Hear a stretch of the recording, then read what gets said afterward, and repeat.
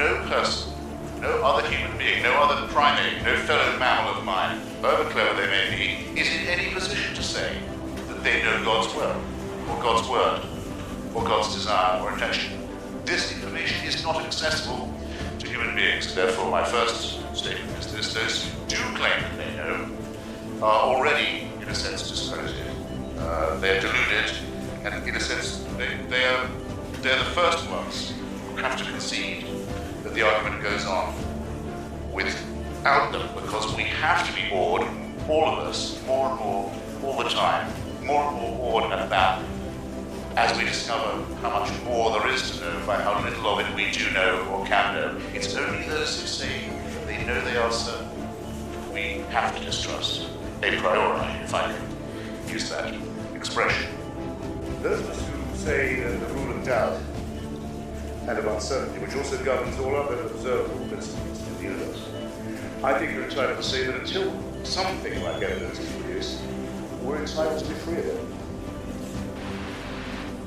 And the same is true of our Muslim brothers and sisters. They say, you may not know it yet, but our prophet had the last revelation, the only one. Right. The plan. There's always a plan for an ultimate one. Yeah. Your revelations were not bad. We agree with you about virgin birth. We agree with you about various more horrible Mosaic prohibitions. You notice that Islam plagiarizes from Judaism and Christianity only the most horrible bits and leaves out the Greek stuff. But they do all that. They say, well, we even think you're people in the book. They tolerate you. As they say, we tolerate you. I'm not going to be tolerated by these people. They say, but we've got something last and final, ultimate. You only need this one book. If you only get round to believing it, you'll be happy.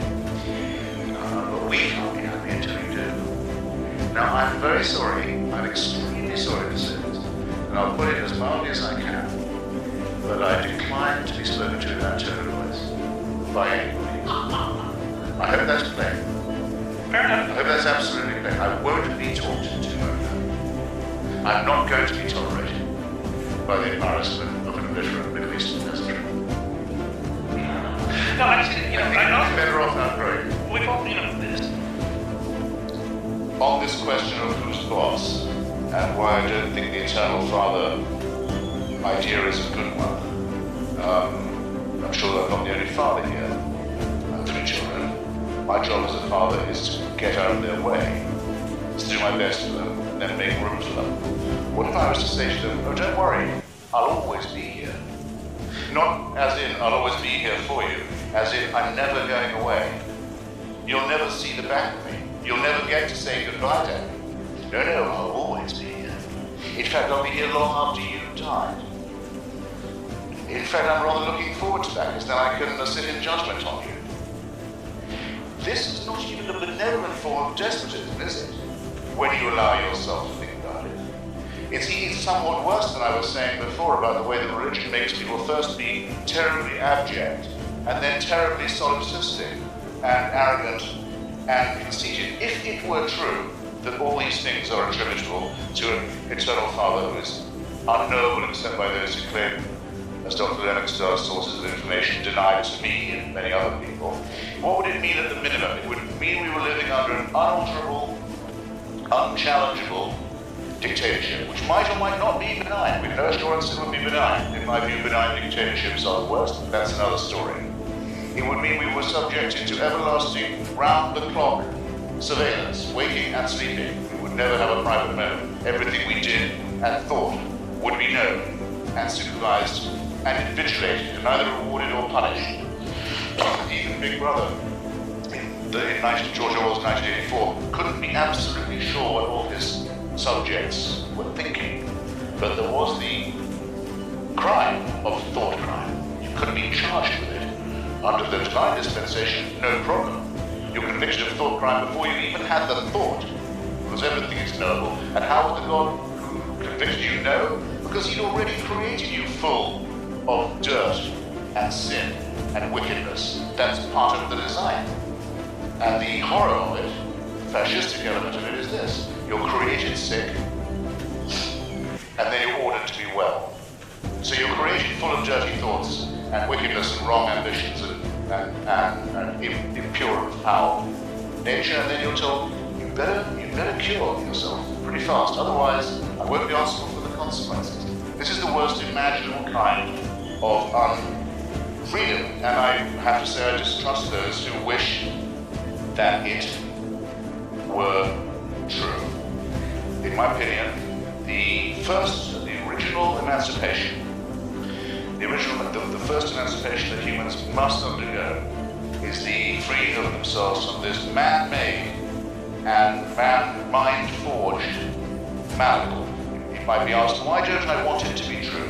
Why don't I wish it to be true? Well, I'll tell you, because once you admit this despot exists, you will find yourself in the real world, in the here and now, subjected to the rule of man-made power, purely man-made power, ruled by other primates and other mammals who claim the right to do anything they want with you because they have God on their side, and because their rule is divine. That when Joseph discovered that Mary was pregnant, he didn't suddenly believe in a miracle. He wanted to divorce her. Why? Because he knew exactly as we do where babies come from. He wasn't stupid, nor was he pre-scientific. And it took a lot of convincing for him to accept what I believe to be the true source, that this was a unique miracle of God encoding himself into humanity. So, will you promise to do it quickly? So if your wife is pregnant and you know it's not you, the only alternative is that it's the Holy Spirit. That's a David Hume deals with this quite well. He says, in the case of the laws of nature being suspended, you have to ask yourself, have they been suspended in my favor? Or am I possibly under a misapprehension? I think it's Thomas Paine who asks them, which is more likely, the laws of nature are suspended or that a Jewish girl should tell a fib? We have to grow up out of this stuff, you know? This question, the beginning of things, is of course very important. And if you think that it must have had a beginner as well as a beginning, that it's not just a design or an apparent design, but it must have had a designer, you are only asking for another question to be asked, which is who created this creator? Who designed this designer? Who fixed up this prime mover? Who was the prime mover for that prime mover? The common word for this in logic, some philosophy, of course, is it's an infinite regression. It doesn't really get you anywhere, but as I say, it wouldn't get you to religion, even if you could prove that there must have been a prime mover. It wouldn't get you to the worship of other human beings as if they were prophets or saviors or redeemers. It can't help you get there. You have to believe that as a matter of faith or not. You can't do it from physics. There's furthermore, I think, an almost insuperable ontological problem involved. Suppose it to be true. Suppose that I conceive it. Suppose there must be such a designer, or an individual, an intelligence, something like a person. How could I know it? Which person is smarter, sufficiently smarter person, I'd say? Smart enough. Smarter than me, smarter than anyone here. Smarter, I dare say, even than Frank. To know this person and what's in his mind. I submit that it's not possible for another human being to tell him he knows this to be true, any more than it's possible for me to tell you, which I don't try to do, because I'm not unreasonable in this way, that I know it isn't true. But don't you see that there's all the difference in the world between my saying I can't prove it, and Frank saying, well, I can't prove it, because he wants you to believe it's necessary so that you will then become Christian. And I said that that's a leap that you simply cannot make, and you certainly can't make on the basis of evidence. I think that the religious would be much better to leave evidence alone. They don't excel, and to concentrate on faith, where at least they can claim some kind of monopoly. If we were only discussing ontological questions, that would be all very well, and it could be quite amusing. I could say that you require a higher degree of standard proof for your proposition than I perhaps do for mine, and you'd probably accept that, and so we could go back and forth. We'd be paltering again with the essence of the matter, which is this. The difference between the theist and the deist is as follows. The deist says, it may not make sense without some kind of designer. The theist says, when I tell you what to do, Christopher, I have God on my side. The deist says, he can tell what God wants of me what length I should shave off the end of my penis if I'm a boy or have a male child, or of the clitoris in the He knows to the exactitude what the forces of that should be, what the diet should be, what the dietary laws report to be, who I should sleep with, and in what position. And various other things. And since God doesn't ever directly appear and say, do it this way, it's done for him. And this is really like human representatives better attitude can. So that's why I think your standard of proof should be a great deal higher, because if the reason this point is important to you is because it would mean real power in the only world that actually exists, which is the material world, of you over me. And you wonder why I'm not keen. If Jesus and Muhammad and Abraham and Moses had never been born, which in any case I tend to doubt, or if all the stories told about them were untrue, if that was suddenly to be found and everyone had to admit it, some people I know would go into a panic. Now what would we do? We have no moral side. What could be more nonsensical than that? As a matter of fact, the position we occupy would be precisely the same as it is now. If none of these texts had ever been written, if none of these supposed utterances had ever been made, we would still have to reason together about how to treat one another, about how to build a just city, and about how to have irony and a sense of humor.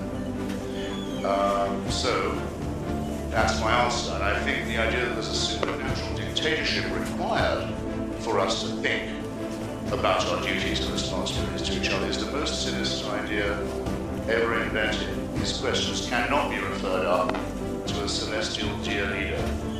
We do not live and do not wish to live. Fortunately, in any case, don't have to live in a divine North Korea. Thank you. I think most of human history and most of myth and religion has been a question of refining our understanding of things we can't control. So when our ancestors were alone and without any building or farming yet as being an idea, we were hunting gatherers, as the phrase is. Their children looked at the mothers and fathers and they said, what is it that pushes leaves out of trees? It's something that's beyond our control. I know if I pick a stone up, the stone is picked up, but what is the power behind the leaf coming out of the tree? Happens every year. What is this fire that comes out of a mountain? What is the water that drops out of the sky? These are things over which we have no control. And so it's very natural that our ancestors gave them personality. It's the first thing we do. It's as much art and literature as it is religion to make a story out of these forces. So you name a god of the mountain that roars fire, you name a god of the clouds and the thunder, and you have a god of nature and growth and the harvest, and one of decay, you make rituals out of it. But then slowly you begin to understand them. In each one that you understand, the god disappears. And I think Plato and the Greeks understood the idea of heaven, although they talked about God and heaven. They knew them exactly as a model, as an idea, as an ideal to which we strive. The Greeks are constantly striving towards something better. They don't believe, as Simon Raven, the novelist, put it, the genius of the Greeks lay in this understanding of eschatology, of the idea of a life after death.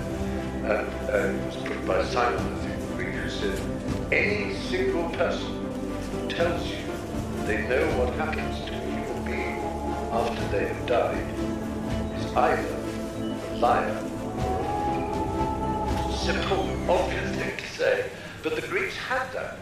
And it's mysterious to us because we tribally, for hundreds of years, almost 1,500 years, struggle to have such a simple, honest, open idea. Anybody who tells you what happens after you die is either a fool or a liar. Stephen, I read you say somewhere that we must believe there is no life after death. Oh, yes. And because we will live a very bad life unless we do believe.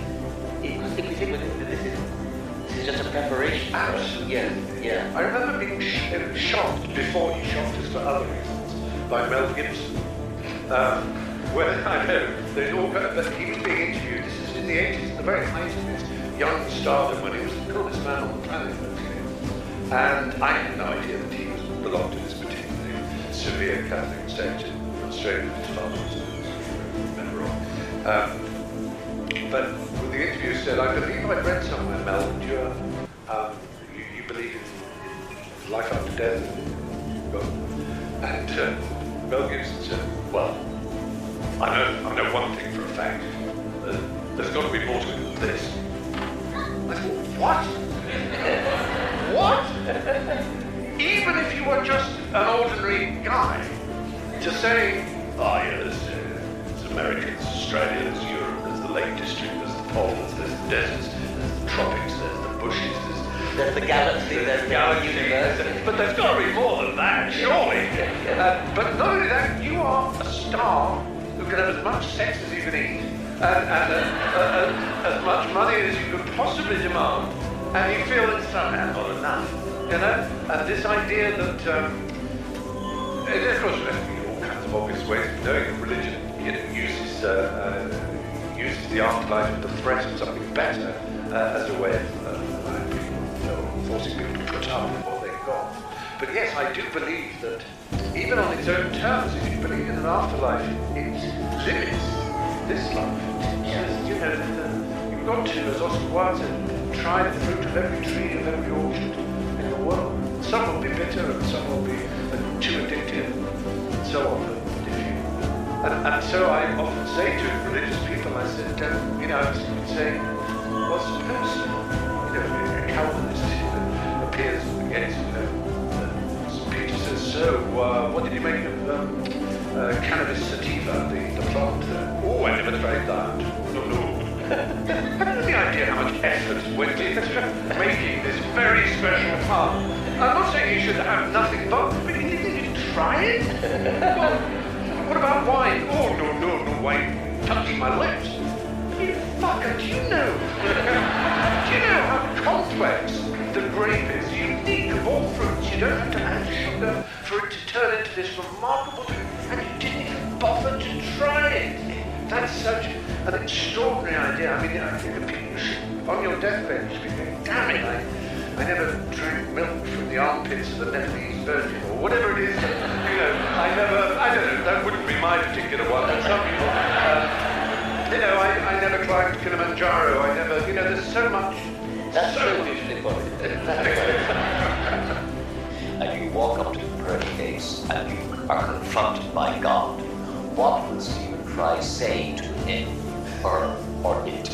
I will basically live a theodicy. I think I'd say, bone cancer in children. What's that about? How dare you create a world in which there is such misery that is not our fault? It's not right. It's utterly evil. Why should I respect a capricious, mean-minded, stupid God who creates a world which is so full of injustice and pain? That's what I would say. And you think you're going to get in? No, but I wouldn't want to. I wouldn't want to get in on his terms. They're wrong. Now, if I died and it was Pluto, Hades, and if it was the 12 Greek gods, then I would have more trouble, because the Greeks they didn't pretend not to be human in their appetites and in their capriciousness and in their unreasonableness. They didn't present themselves as being all-seeing, all-wise, all-kind, all-beneficent. Because the God who created this universe, if it was great, is quite clear. A maniac. Utter maniac. Totally selfish. Totally. We have to spend our life on our knees thanking him. What kind of God would do that? Yes, the world is very splendid, but it also has in it insects whose whole life cycle is to burrow into the eyes of children and make them blind. They eat outwards from the eyes. Why? Why did you do that to us? You could easily have made a creation which that didn't exist. It is simply not acceptable. So, you know, atheism is not just about not believing there is not believing there's a God, but on the assumption that there is one. What kind of God is he? It's perfectly apparent. He's monstrous, utterly monstrous. He deserves no respect whatsoever. The moment you banish him, life becomes simpler, purer, cleaner, more worth living in life. I'm just saying, if there is a loving God, how come children get bone cancer? Ask me that. So that's it. It's not a game. I'm not trying to be funny. It's just how can you begin to say there is a loving God and give children phone cancer. So then how is screen anatomy done? Well, because I want to that's an ridiculous thing. They can't be true.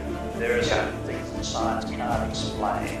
But if you actually decide to believe in science, you have to accept the one big miracle that happened at the beginning, which is the Big Bang. And there's no question about what happened before it. But that's exactly my point. What happened before God did? It's exactly the same argument.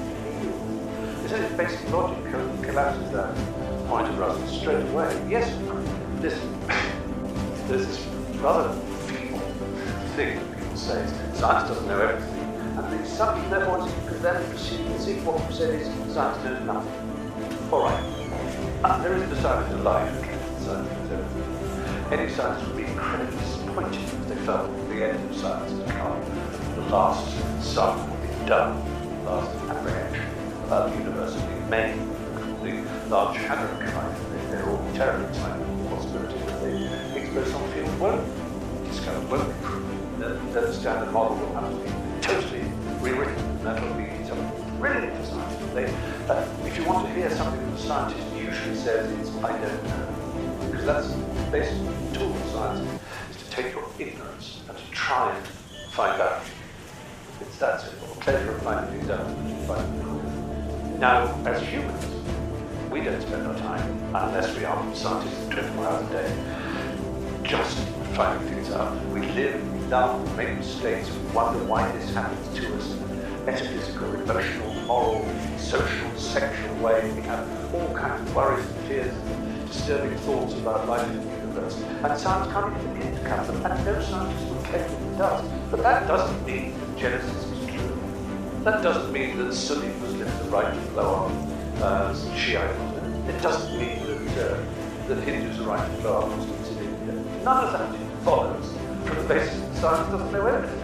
Science doesn't know everything, therefore I'm going to ram my religion down their throat and tell these women what to wear in public, whether or not they can go to school. How does that make sense? I'm curious, how many of you consider yourselves to be devout Muslims? You see a show of hands. Don't mean to single anyone out, but not many. Now, you're all aware, of course, that the Quran exists and claims to be the perfect word of the created universe. You're aware that once having heard this possibility and rejecting it, you're all going to hell for eternity. I mean, needless to say, Dr. Craig and I are both going to hell if this vision of life is true. The problem is that everything Dr. Craig said tonight, with a few modifications, could be said in defense of Islam. In fact, has been said in defense of Islam. If the logic is exactly the same, we have a book that claims to be the word of the created universe and tells us about the nature of moral reality and how to live within it. But what if Muslims are right? What if Islam is true? How should we view God in moral terms? How would we view God in moral terms? Or I should say Allah. Okay, we have been born in the wrong place to the wrong parents, given the wrong culture, given the wrong theology. Okay, so needless to say, Dr. Craig is doomed. He's been thoroughly confused by Christianity. I mean, just appreciate what a bad position he's now in to appreciate the true word of God. I've been thoroughly misled by science. Okay, where is Allah's compassion? And yet, in church, He's omnipotent. He could change this in an instant. He could give us a sign that would convince everyone in the room. And yet he's not going to do it. And hell awaits. And hell awaits our children because we can't help but mislead our children. Okay, now just hold this vision in mind. And first appreciate how little sleep you have lost over this possibility. Just feel in yourself at this moment how carefree you are and will continue to be in the face of this possibility. What are the chances that we're all going to go to hell for eternity because we haven't recognized the Quran to be the perfect word of the created universe? Please know that this is exactly how Christianity appears to someone who's not been indoctrinated by it. Well, As we've begun to see, one of the problems with arguing in defense of God is that the evidence in your favor is either terrible or non-existent.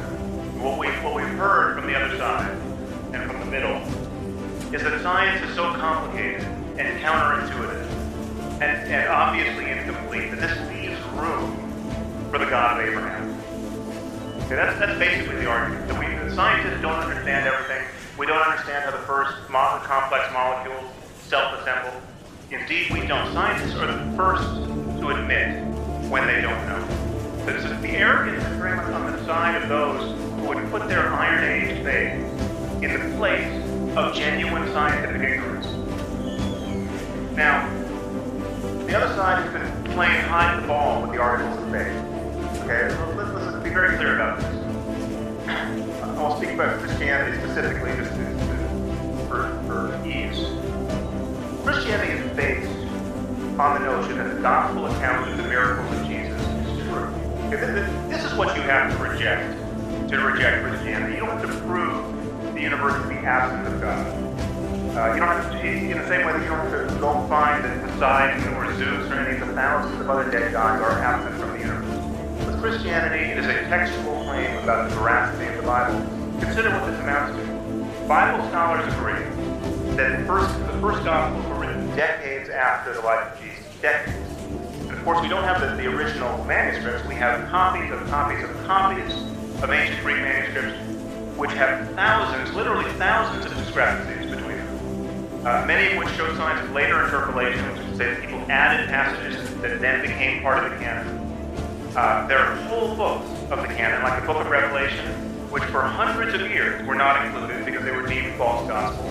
There are other whole books, like the Shepherd of Hermas, which you probably haven't heard of, but for centuries it was considered part of the canon, and then was later jettisoned as false gospel. Generations of Christians lived and died, being guided by gospel that is now deemed both incomplete and mistaken. Think about it. So this process, this all-too human process of cobbling together the supposed authoritative Word of God, is a very precarious basis to assert the claims of Christianity. But the truth is, even if we had multiple contemporaneous claims of the miracles of Jesus, this would not be good enough. Because miracle stories abound even in the 21st century. The devotees of the South Indian guru Satya Sai Baba ascribe all of the miracles of Jesus to him. He reads minds, he foretells the future, he heals, he raises the dead, he was born of a virgin. Satya Sai Baba is not a fringe figure. You might not have heard of him, but they had a birthday party for him a few years ago, and 1 million people showed up. There are vast numbers of people who think he's a living God. Okay, so Christianity is predicated on the claim that miracle stories, exactly of the kind that today surround a person like Satya Sai Baba, become especially credible when you place them in the pre-scientific religious context of the first century Roman Empire, decades after their supposed occurrence, as attested to by copies of ancient Greek and largely discrepant manuscripts. We have Satya Sai Baba's miracle stories attested to by thousands upon thousands of living eyewitnesses, and they don't even merit an hour on cable television. And yet you put a few miracle stories in an ancient book, and half the people on the earth think it a legitimate project to organize their lives around. Does anyone else see a problem with that? Now, I'm obviously not saying that all the Dr. Craig or all religious people are psychopaths and psychotic, but this to me is the true horror of religion.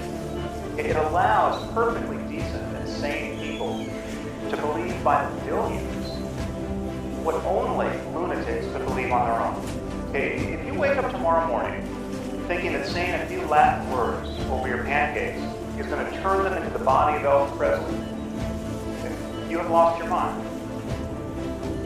But if you think more or less the same thing about a cracker in the body of Jesus, you're just a Catholic.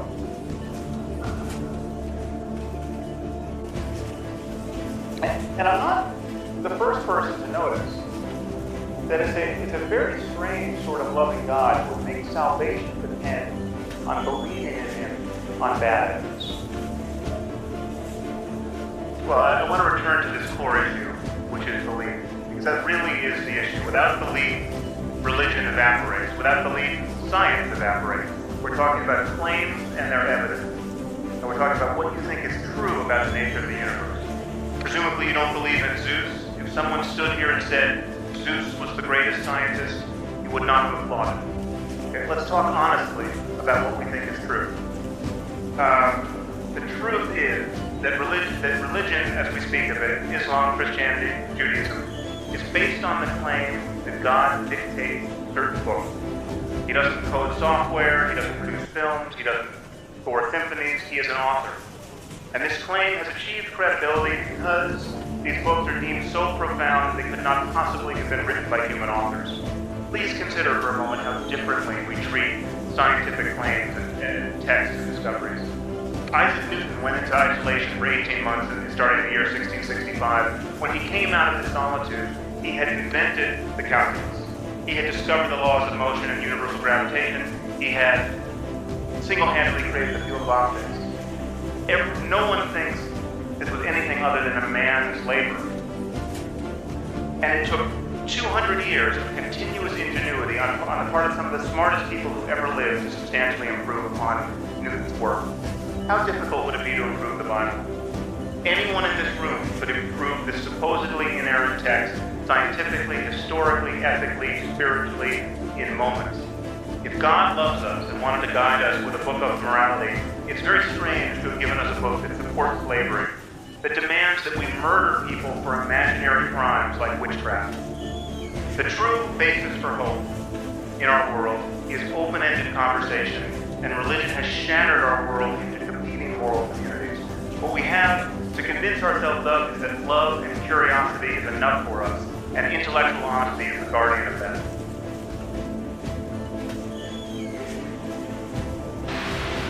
So here's what happened.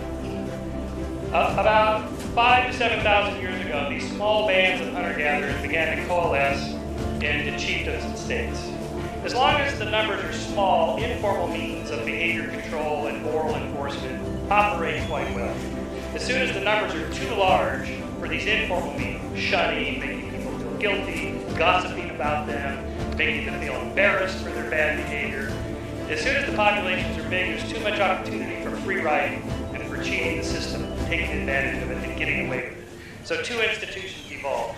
Government, to set up a set of rules and everybody gets a copy, and religion, in case you think you got away with it, you didn't, because there's an eye in the sky that knows all and sees all and keeps track of this. So this is the second part of how humans construct religions and gods, because we need it for moral enforcement. It just so happens, by contingency and chance, religion and government was the first on the scene. Now what's happened in the last several centuries since the Enlightenment, in addition to the trajectory that Professor Krauss outlined for you, science displacing religion as the primary means of explaining how the world works, something else has also happened. We've slowly but electively replaced religion as the primary source of our morals and came up with the clever idea that you actually have to have a reason why you have certain moral principles, and we're going to write certain laws. You actually have to give evidence for why you think this is a good law or a bad law, or a good moral principle or a bad moral principle. And that has been the trajectory of the Enlightenment since about 200 years ago. And so again, what's more likely that one of them happens to be the one true religion and the one true God, and all those others that have been constructed are false gods, or that, as we can clearly see, psychologically, psychologically, and so on. This is what people do to get along. They construct religions, they construct moral systems, and so on. We now know that we can do this without gods. In fact, we do it quite well without gods. Northern European countries do just fine with much lower rates of religiosity than we have. It is possible to do it, and that is what we would do. According to UNICEF, about 29,000 children under the age of 5 die each day, mainly from preventable causes. That's 21 dead children every minute, 10.6 million a year. That's the equivalent of a Holocaust every year. More than 70% of these 10.6 million children deaths every year are attributable to 6 causes: diarrhea, malaria, neonatal infection, pneumonia, boundary or lack of logic to infer. Scientists' response is, well, give them those things. Religion's response is, those are part of God's plan. Really? What kind of plan is that? What kind of God, who's all-powerful and all-good, would not stop that? I'm not talking about homicide, gang warfare, civil wars, strife in Syria. I'm not talking about that. I'm talking about innocent children who have no free will. They're not freely choosing to die from horrible diseases. Why would God allow that to happen? An all-powerful, all-good God? A less than powerful, or not so good God? Or no God at all? The problem with explaining evil for religious people, for theists, is what I call the irrefutable God problem. When good things happen, who gets the credit? God did it. Worked in wonderful ways. Answered my prayers. He made a miracle. When bad things happen, who gets the blame? Not God. Or, he works in a mysterious way. What's that even mean? So no matter what happens, the God hypothesis is confirmed. What would disconfirm the God hypothesis? Good things happen, so God is. Bad things happen, so God is. What would have to happen to refute this causal explanation of evil? In the Christian worldview, nothing can refute it. It's irrefutable. It's a simple assertion. It's true by asserting, I hereby say it's true. And that which can be asserted without evidence can be dismissed without evidence. The solution to this evil, we are told, is to accept the sacrifice of the deity, which exonerates you from anything you did in your life, no matter how evil it might have been. Just think about it. You could be a serial killer on death row in Texas and find Jesus. This happens. As it happens, I've read all 414 final statements of the executed prisoners in the state of Texas for a research project. And about 90% of them found Jesus in prison. Not surprising, it's a big. Are we to believe that these men, if they accept Jesus at the last moment, after brutal crimes they get to go? And Jews don't, Muslims don't, Native Americans never heard of Jesus before Europeans came, they don't go. About the 100 billion people that lived before us. Before Jesus, about 90 billion. They don't get to go. Yeah. Just wake up, man. Accept Jesus. This makes Christianity something of a cult of human sacrifice, but instead of the sacrifice of children, or beasts of burden as practiced by primitive religions, it's an updated 2.0 version. The sacrifice of one child, the Son of God. This brings up my last point. I hope you understand. So, David, I presume you are a monotheist. Mr. Monotheist. God is omniscient, omnipotent, omnipresent, benevolent, and so forth. We were created sinless because God gave us free will. And Adam and Eve chose to eat from the tree of knowledge and so forth. We're born with freedoms. First of all, this goes against all Western jurisprudence. You are responsible for your own sins, not anybody else's. And you are beholden and should be sorry to the people you harm, not somebody else. Still, God could just forgive the sins we never committed. But instead, He sacrificed His Son Jesus, who is actually just Himself in the flesh. Because Christians are monotheists. This violates the law of identity. A is A. A cannot be non-A at the same time. So the only way to avoid eternal punishment for sins we never committed from this all-loving God is to accept His Son, who is actually Himself, as our Savior. So my final sentence. So God sacrificed Himself to Himself to save us from Himself. This is barking mad. where do we get our morals from? It can't be from the Bible, because almost nobody obeys, certainly not the Old Testament, and most of the New Testament. Death penalty for adultery, there goes half the Congress.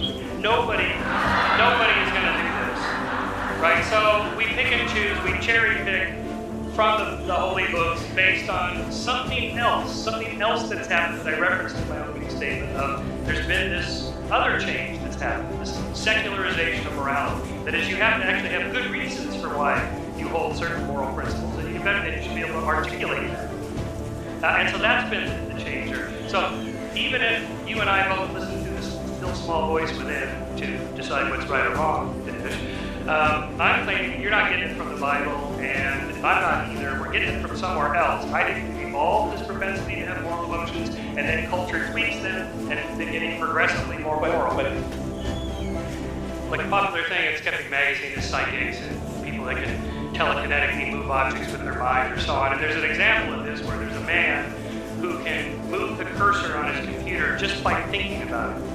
Now, it turns out he's a quadriplegic and he has a chip in his brain that enables him to do this. But if you don't know about the chip, it looks like a miracle. Once you know the technology, it's no longer miraculous. This is Arthur C. Clarke's third law. Any sufficiently advanced technology is indistinguishable from magic.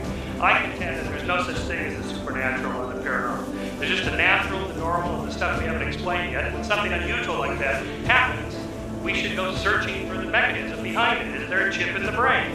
So if it's true that, say, God heals cancers or whatever due to prayer, this should be a measurable thing. There is at least one positive reason why I don't believe in God and two negative reasons. The positive reason is the one that was reputed to have been uttered by Laplace when the Emperor Napoleon asked him where God figured in his account of the cosmos. And Laplace famously replied, "I had no need of that hypothesis." In other words, to Laplace, the universe was sufficiently explicable without positing a God, or at least no more explicable if we do posit one. So why do so? We do not need to believe in God in order to explain the universe, and believe in God does not really help us to explain it. Why do people believe in God? Well, I'm asking that as a philosophical question rather than a psychological question. There may be some psychological needs for people to believe in God, but looking at that as more as a philosophical question, we could say that in the Christian tradition, particularly in medieval times, the tradition attempted to develop rational arguments for the existence of God. And to some extent that still exists among Roman Catholic circles. I'll mention three of those famous arguments. There's the first cause argument, that you need to believe in God to answer the question, what caused the universe to exist? The answer is, of course, God created it. John says he believes. We're talking about the biblical God, the God who is supposed to have created the world. Secondly, the ontological argument, which works from the definition of God as a being with all the perfections. And thirdly, the argument from design, that the world shows signs of having been designed by a God. Let me briefly look at these. The first cause argument is sometimes today resurrected as something that is compatible with science, because people sometimes say, haven't we learned through science that the universe began with a Big Bang? That it began around 13 billion years ago. John, I think, said that it was created from nothing, or he quoted a scientist saying it was created from nothing. And how could that happen? How can you create something from nothing? Doesn't that suggest that there has to be God? But I think scientists are guilty of sowing a great deal of confusion when they use the word universe in statements such as the universe began 13 billion years ago with the Big Bang. If you actually tackle a physicist who studies this issue and ask, what do you really mean by the universe in that statement? They will tell you, if they're honest, that what they're talking about is the observable universe, or the known universe. The universe that we can observe with our telescopes, all the devices we have, seems to have begun from some kind of bang, if you like, development about 13 billion years ago, to have been expanding ever since. But if you ask the scientists, well, do we know that it began from nothing? They will answer, no, we don't know that at all. We can't observe anything before the Big Bang. So any statements about what the situation was before the Big Bang are not scientific statements. They are statements perhaps of religious faith or belief. So it may well be that the universe, for example, has been constantly oscillating, been constantly expanding and then collapsing and then expanding again, and it's been doing that forever, infinite time. That's perfectly compatible with everything that science can tell us. So we don't need a God to explain the beginning of the universe. The universe may have always existed.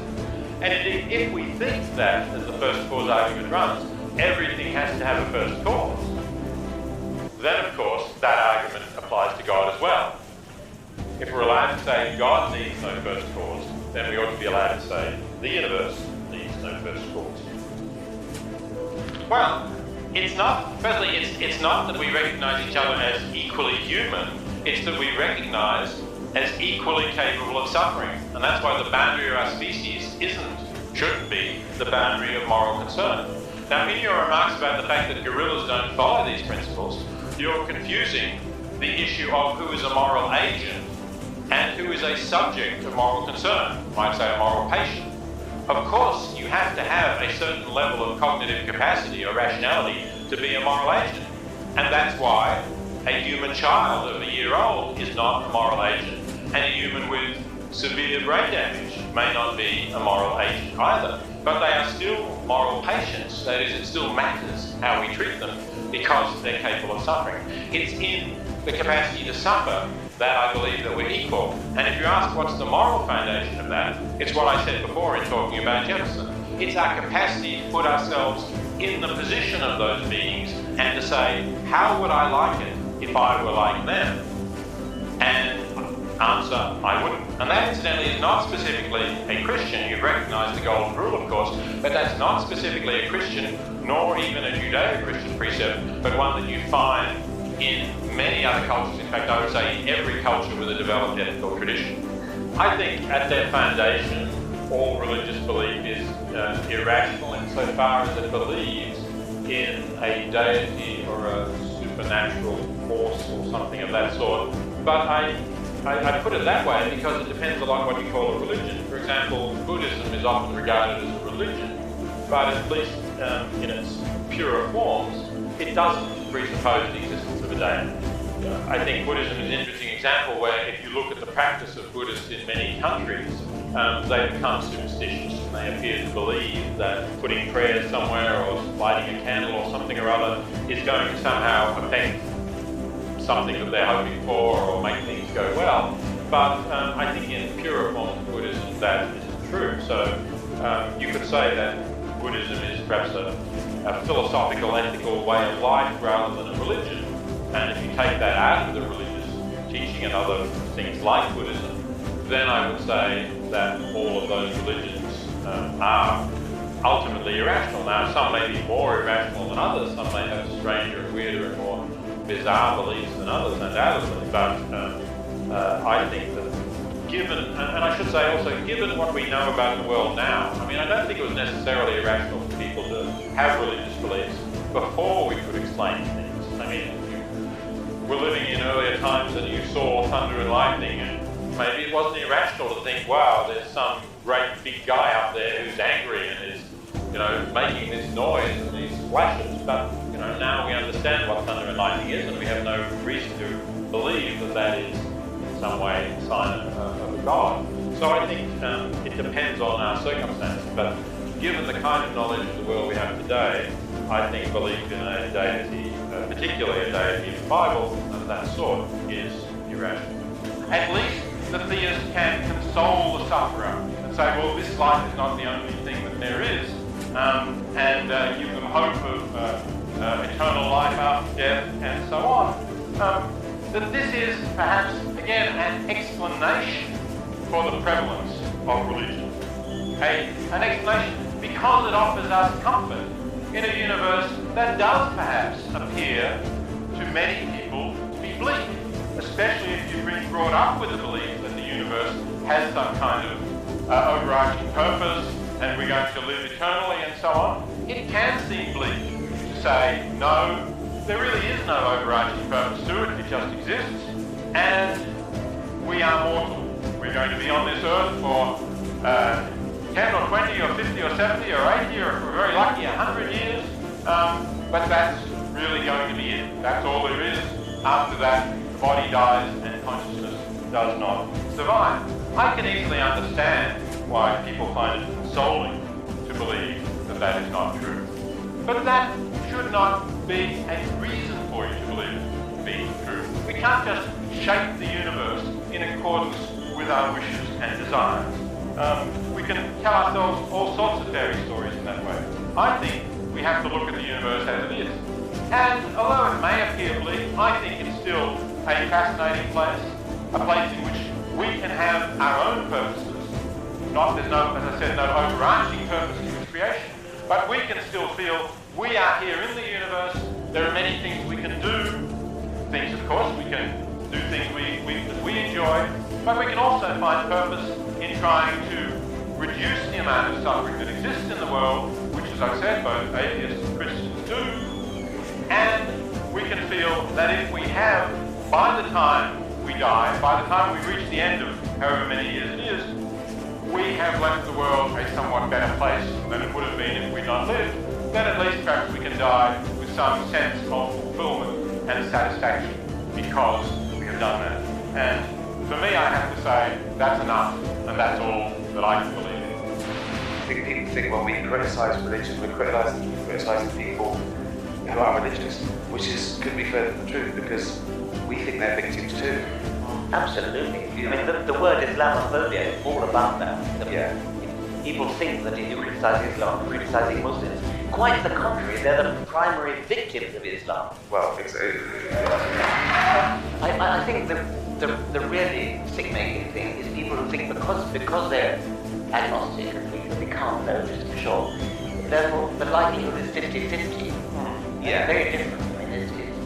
I mean, I'm agnostic, but I believe that the likelihood is about 1% or less. That there's not really agnostic, is it? Yes, it is. Yes, if we accept that we don't know, if it's a default, we don't know, no one's come back from heaven, no one's proved, you can't prove the non-existence of something, and why would you? The periodic table of non-existent things is infinite, you know? It's like... so if we accept that, that's a knowledge, that's a category of knowledge, but if you just say, what do you believe? You have to step up, you have to say what you believe. And if you don't believe in any God, you're an atheist. That's the other misconception. People think that atheism is denying the existence of God, right? It's not, it's just not accepting the claim that there is a God. You know. But if there were three doors, which says God exists, God doesn't exist, I don't know. That doesn't make sense.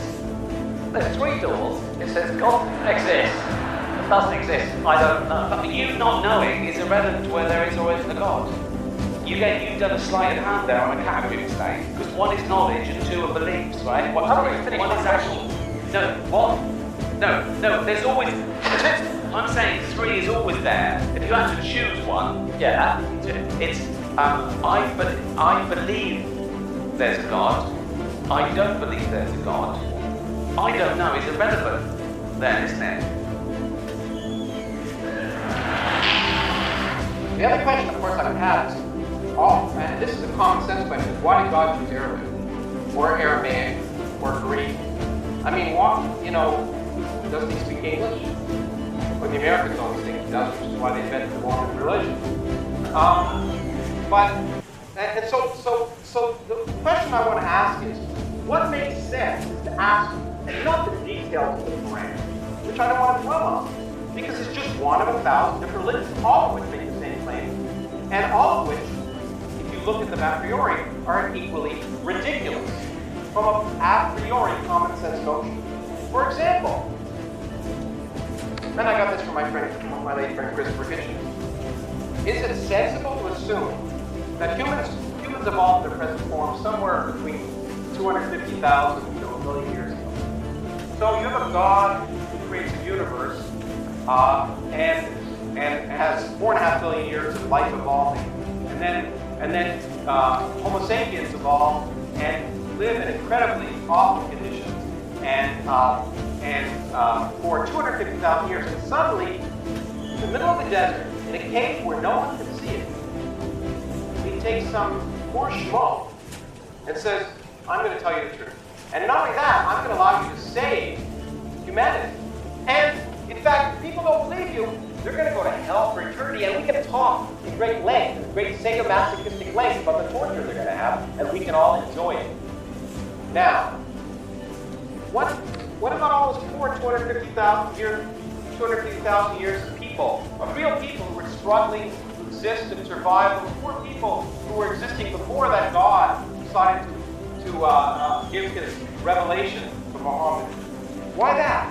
Why would a sensible God wait that long? And of course, the interesting question you have to ask is, why is the revelation always done when no one can see them? If you're asking a court of law, you say, well, you know what? This doesn't make sense. Why don't once does it fall down from the sky so everyone can? Why is it always given to people in private who then claim they've had a revelation? Now, why should I believe Muhammad's revelation any more than anyone else? In fact, there's a young woman in the United States, in my country, who, as you know, had a revelation. You may know this. She had a revelation. God told her to drown her 4 children in a bathtub. She didn't. Because God told her, she heard it. She heard it. She had a revelation. It was real. She heard words of incredible harmony and beauty that she'd never experienced before in her life, and she drowned her 4 children. Okay, now she's in a mental hospital for good reason. In the greater scheme of things, there are probably worse things than people believing in all the different gods. It doesn't affect me because I'm free and liberated and safe. But yeah, you can still be annoyed. It's ignorance that annoys me more than anything. Whatever it is, it's not. I don't want to keep going after religion because that's only one form of this belligerent, willful. And it's not even that. It's you can't sort of help what you believe in. Most people aren't going around thinking this will annoy people or I'm trying to oppress people's rights. They just think, I believe in God because that's how my brain worked when I was little, and now I think, yeah, there's probably a God. And most religious people aren't crazy. It's something else. Again, it's something, you know. We worry about the people who believe the bad bits in their holy book as well as the good bits. Most nice people who believe in God, they can tell the difference. They know the nice, they cherry pick and they know the nice bits from the bad bits. They don't do the bad bits. And my point is, if you know the bad bits from the good bits, you don't need the holy book. You know, you're already a moral person. For not believing, you're tortured for infinity. The tortures are actually described in the Quran, and you know it as well as I do.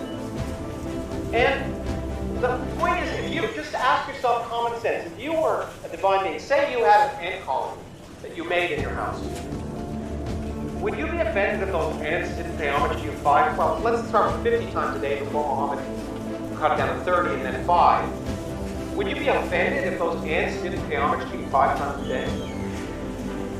And if they didn't look up to you or didn't recognize your existence, would you destroy them? No, I mean, it just seems so petty. So why should we believe in an hateful, unmerciful, petty, sadomasochistic, homophobic, sexist God? It's just irrational. It's not sensible. There's nothing. And the point is, and I don't want to single out Islam here. And I know I'm offending some people, but the same is true for the God of Moses. Okay? If you really believe that the scriptures were literally true, the morals in that book are reprehensible. So arguing that something doesn't make sense to you is based on the fact that of the assumption that you know what's sensible in advance.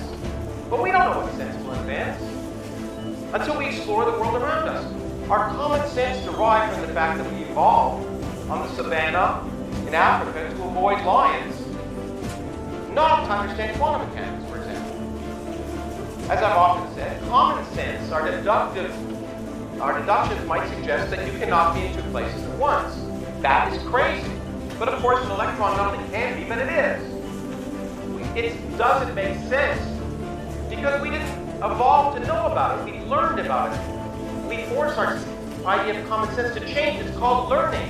Some people would rather read an ancient book than learn. And this has been a very good evidence of that. For example, to say something is inconceivable just means you can't conceive it. But the great thing about the universe, and the reason that I do science, is that the universe has a much greater imagination than we do. In fact, there are more things in heaven and earth that are dreamt of in your philosophy. And that's what's wonderful about the universe.